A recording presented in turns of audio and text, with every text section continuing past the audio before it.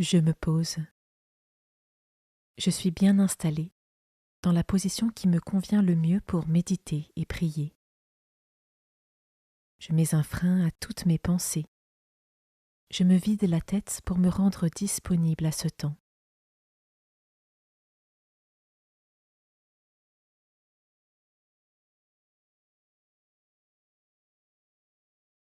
Je me tourne vers Dieu. Je lui dis ma volonté de m'occuper uniquement de ce qui le concerne pendant ce temps de méditation.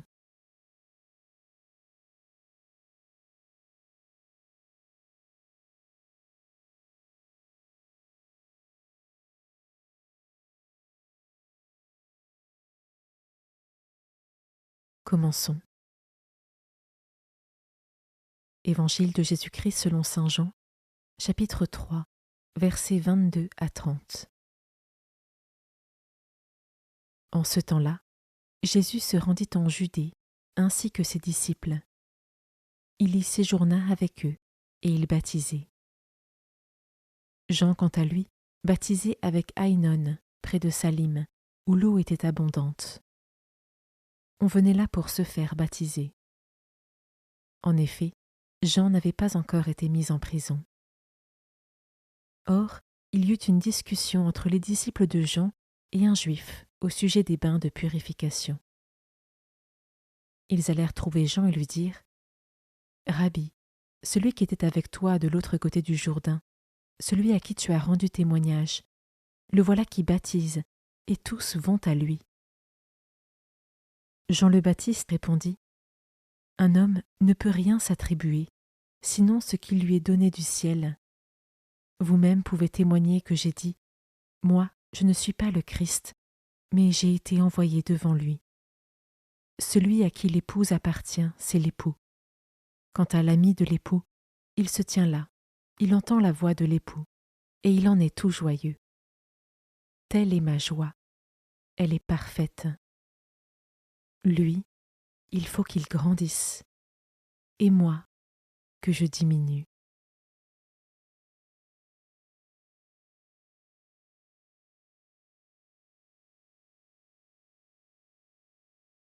Je commence par méditer ce verset. Un homme ne peut rien s'attribuer, sinon ce qui lui est donné du ciel. Jean annonce ici que le Christ est un envoyé de Dieu le Père. Comment est-ce qu'au quotidien, je rends aussi témoignage de cette réalité dans mon entourage ?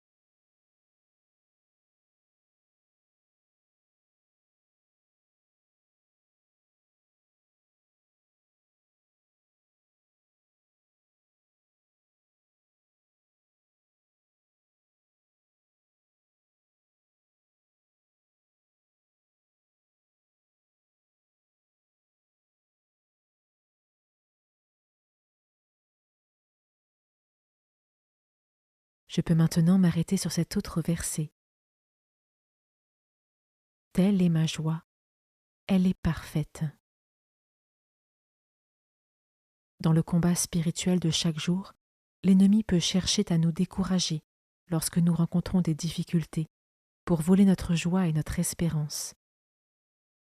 Et moi, comment est-ce que je trouve ma joie dans le Seigneur, sans me la faire voler par les aléas du quotidien ?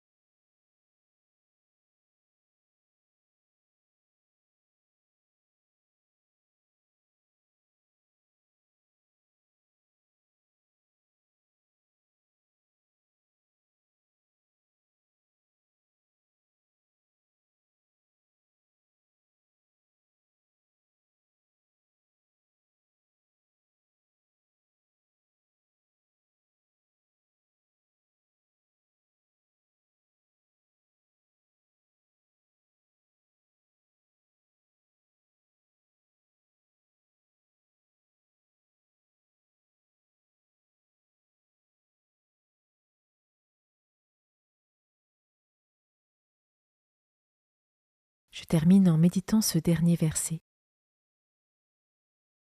Lui, il faut qu'il grandisse, et moi que je diminue.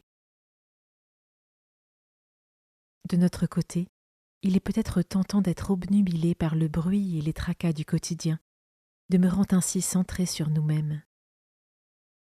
Ai-je conscience de la nécessité de nous faire plus petits pour laisser plus de place à Dieu? Quels moyens concrets est-ce que je pourrais mettre en place pour y arriver?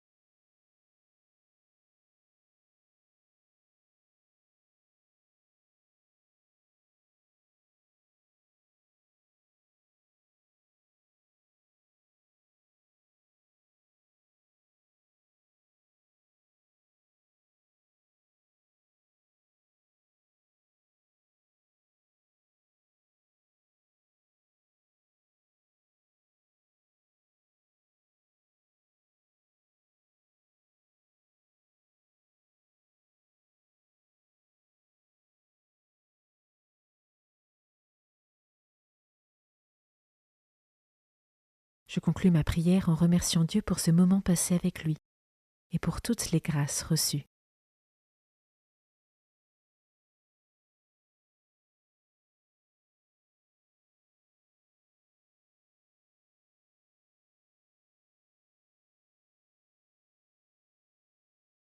Belle journée et à demain.